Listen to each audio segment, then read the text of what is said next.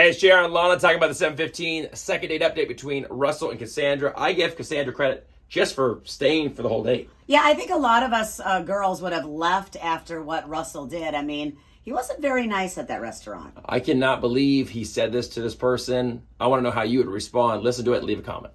All right, so Russell reached out to us for the 7:15 second date update. Sounds like a nice guy. I like the fact that he said, I kept it casual. I also did not pressure her at the end of the day to answer the question, hey, you want to go out again? Yeah, that was nice. That can come up naturally, but I felt like he said, listen, I felt good about the date. I felt like if I reached out after the date, it would be good.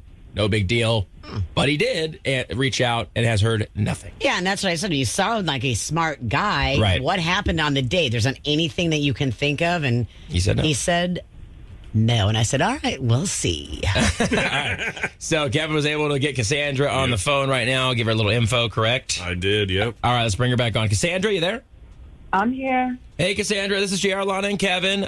Did Kevin kind of tell you what we're doing here? Yeah, he told me. He said we're going to be talking about Russell. Yes. And you're cool with that if we talk on the air? Yeah, I'm good. All right, so I'll just tell you what we know, and I'll keep it short. We know that you guys met online. You were at the Cheesecake Factory. He said you were beautiful. Things went really well at the Cheesecake Factory, and he heard nothing from you when he reached out, and now he's kind of going, what happened? Because he thought he would definitely see you again. Yeah, I mean, this guy from the get-go was rude. I mean, from the beginning. To you? No. He was, I don't even know how to, it caught me off guard. It was the most uncomfortable thing I've ever seen. We didn't have a seat. We didn't have a table. So there was this one guy that the host said was about to wrap, and he pointed to him, and he was an older gentleman. He's probably like 60, 65, and he was finishing up his dessert, and Russell went over to him, literally went over to him and asked him if he could finish his meal. Russell stood over him. I was mortified. Okay, wait. So let me get this correct. So he's pushing a guy out? Okay, hold on. I gotta get this. Yeah. I got this straight. So, like, obviously, we're talking about the open seating bar area section where like the high tops and all that are. Yes. Okay, and so he sees a guy that's wrapping up, and then he basically asks the guy to hurry up and wrap up. Oh, that's rude. He didn't just ask. He hovered over him. Oh, that's weird. Hovered over him with me next to him. It was the most uncomfortable thing. Wow. I mean, if you ask somebody, hey, are you leaving Are you soon? guys almost done? Yeah. Are you almost done? I've done that before. I've stood and I'm like, hey, I'm going to stand over here. I don't want to get in your way. You take your time. Right. I'm going to go stand over there. I'm going to keep my eyes on your table because Right. it's first come, first serve sometimes. In I've that done area, it. for sure. But Yeah. I don't hover over the table. So did you bring it up to him on the date, Cassandra? I was so mortified. I did not know how to respond.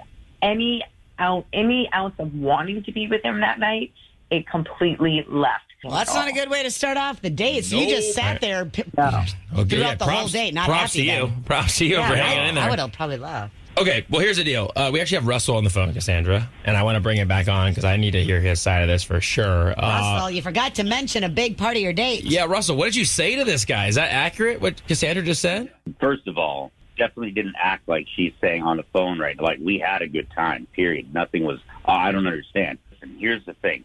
She's there in her high heels and all this kind of stuff, right?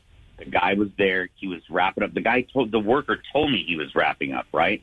All I did was go over there and be like, hey, they said you were kind of getting ready to wrap up. Cool. That's awesome. Just so you know, we're waiting. And I didn't want her to stand there forever. So I'm just trying to be a gentleman. Well, Russell, I have a question for you, though. When you went over to talk to this guy, did you say, hey, we are waiting. Can you kind of hurry up?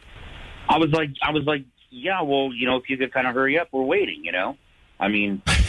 Yeah, you can't say that. Can you imagine if someone said that to you, Russell? Like, what your reaction would be, dude?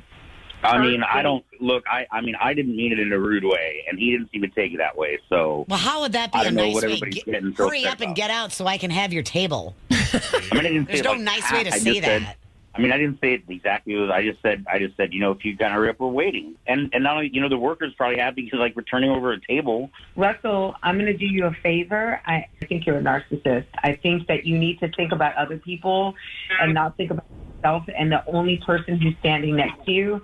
That was a 60-year-old, 65-year-old man who was enjoying a piece of cake by himself, sitting there while you're hovering, and at 1 minute moment, you actually had a phone conversation with your sister. It was It's unprincipled. You don't do that. You don't do Well, that. excuse me, but I was thinking of somebody else. I was thinking of you. So Obviously, you weren't thinking about me. You were thinking about what you could do with me. Because if you were, you would have seen my face. I was mortified. All right. well. So, Russell, you think it was the right thing to do to go over and tell this gentleman that? That's kind of what it comes down to, right? Yeah. Cassandra, is this going to be a deal breaker for you? I think it's pretty obvious. Okay. I wish you well, Russell. I really hope that you can find someone that will, like the way that you are right now. But I think you need some work internal within your head. One way to put it. Okay. Yeah. That's great to know. Thanks, Cassandra, for that advice. All right, guys. Well, listen, Russell, thanks for reaching out. Cassandra, thanks for your time. And you guys have a great day. Yeah. All right. You guys too. Thanks, guys.